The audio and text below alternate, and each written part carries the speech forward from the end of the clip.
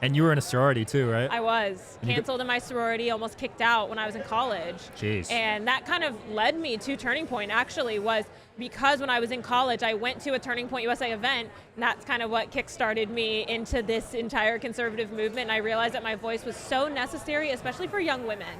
There were not a lot of female commentators other than, Tommy Lahren, Megyn Kelly, but other than a couple of voices that were kind of on the big scene, there weren't a lot of young Gen Z voices in 2020 leading up to 2024 election. More have come now, but I just saw such a necessity for young girls to have somebody that was speaking the truth and not just being an influencer. That's so true, because I think a lot of young female votes cater to the left, right, yeah, on average? 100%. I mean, still today. Right. And I think a large part of the feminist movement, a lot of the lies that are told to women through feminism, this fourth wave isn't what we saw with getting the right to vote.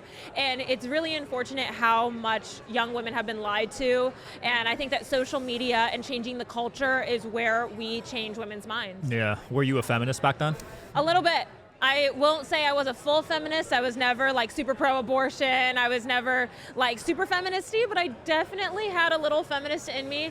And what's so unfortunate is the biggest part was going to college, going to a corporate job, sitting in a desk, and that being more fulfilling than getting married, staying at home, and being a mother. Yeah. And it really makes me sad when I see women in their 30s that feel like they're more fulfilled sitting under fluorescent lighting for 8 hours a day because they've never actually been told it's okay to just embrace your femininity and be a woman. You don't have to compete with men for the rest of your life. And that's something what I'm super excited to be in the future. I'm getting married in a month, and Congrats. I couldn't be more excited for this next season of my life. Yeah, I'm getting married in 3 months, and Congratulations. my girl just keeps the house That's amazing, and we got a great relationship. Isn't it great when men and women can actually fulfill the roles that they were inherently God-given? What a concept. Nuts. And that whole trad wife thing, that blew up. Blew up. And I will say one thing about the trad wife phenomenon, because I've gotten hate about that of well, you're a female, you're engaged, you want to be a stay-at-home mom, you are about to be a wife, yet you're over here working and posting content. And the one thing I will say to that is that you have different priorities. Your priorities change when you get married. Your priorities shift when you have a job versus having kids. And women nowadays, instead of actually embracing their roles of being a mother, and it's okay to have hobbies, it's okay to go on a podcast every now and then, going on a podcast, posting on social media, isn't me neglecting my future children. Right. You are still able to have hobbies. Mothers and wives have very necessary jobs. And no, that's not sitting at a desk 8 hours a day. If you do have a full-time job and you are a mother, yes, you are being selfish and you are neglecting your children, and you are not putting them before yourself. Wow.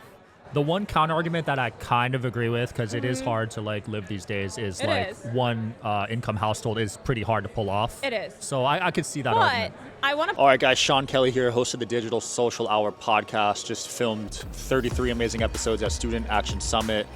Shout out to Code Health, sponsor of these episodes, but also I took them before filming each day. Felt amazing. Just filmed 20 episodes straight, and I'm not even tired, honestly. So Code Health, amazing products. I also take these at home, especially when I traveled. I used to get sick every time I flew, and I started taking that. First time, I haven't had a runny nose, knock on wood. One standout element, it's so easy. You got the travel pack here, but you could just take this, fit it in your pocket if you need to. Also, all natural, only saline solution in there.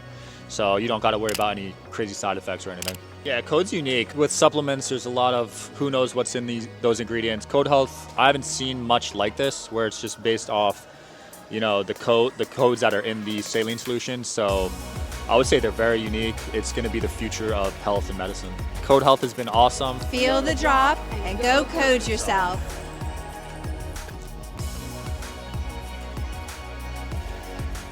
Push back on the dual income household versus single income household. I think we have an identity crisis in our nation right now of entitlement, where people feel the need to have luxury items. They need to drive the brand new car. They have to live in a 2-story, 4,000 square foot home, when in reality, it is possible to live on a single income. You have to make those sacrifices for your children. You can be a stay-at-home mom, because when you break down the cost of how much it costs to have full-time childcare if you're going to work, you're spending close to $30,000, $40,000 a year to put your kids in daycare. Wow.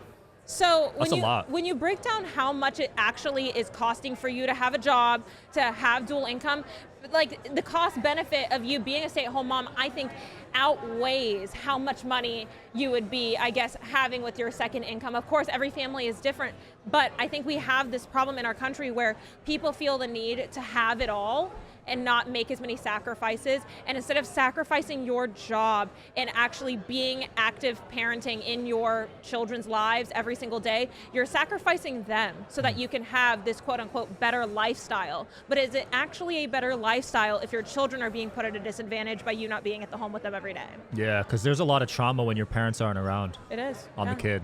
And that's statistics. Like that is truth telling, that if your mom is at home with you every single day and your fundamental age is growing up, you are set up for a better path of life. It doesn't matter how much money you're making. You could be a very impoverished family, but if your mom stays at home with you and loves you, you're already set up for, I think, more success than somebody who has money but has an absent parent on both sides. Absolutely. Would you ever go back on the Whatever podcast? You know, I've been asked that a lot. I've enjoyed my time on the Whatever podcast. I've been on, I think, 4 times now. And the last time I went on was an 8-hour show. So that was a little brutal. But I respect Brian with what he does. And I do think there are a lot of necessary viral clips and conversations that happen. I'm not opposed to going back on. But I don't think I'd be able to do 8 hours again. 8 hours is nuts. 8 hours was a long time. He invited me on. Plus, you got to drive an hour. Right. It's far, That's why right? I flew out. It's in Santa Barbara. So I had to fly out, get a hotel room. So I think maybe in the future I might go back on. We might do some fun debates. I mean, there's a lot of, I think, valuable conversations to be had that come from it. Yeah, he's definitely put feminists in their him and what's that one guy that goes on a lot? Andrew Wilson. Yeah, Andrew Wilson. He's gone on, and Andrew's wife I know has gone on a lot, and they do a lot of the debating on there. They seem to have a good relationship, honestly. They do. They're married. Like, I respect their relationship, and it seems like they're bringing a lot of light to the bad culture that is out there, and I think if there's one positive thing that does come from the Whatever podcast, which I do feel like I've been able to add, is you have to add light to the darkness. Right. Are you against the hookup culture? Oh, 100%. Yeah, same. 100%. I mean, hookup culture, I think, is something that has destroyed Gen Z.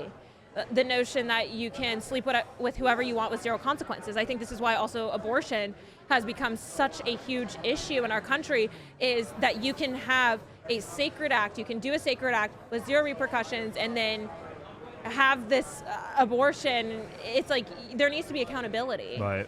And I do think that it is detrimental not just to women but also men. Yeah. It is why I think our birth rate is down.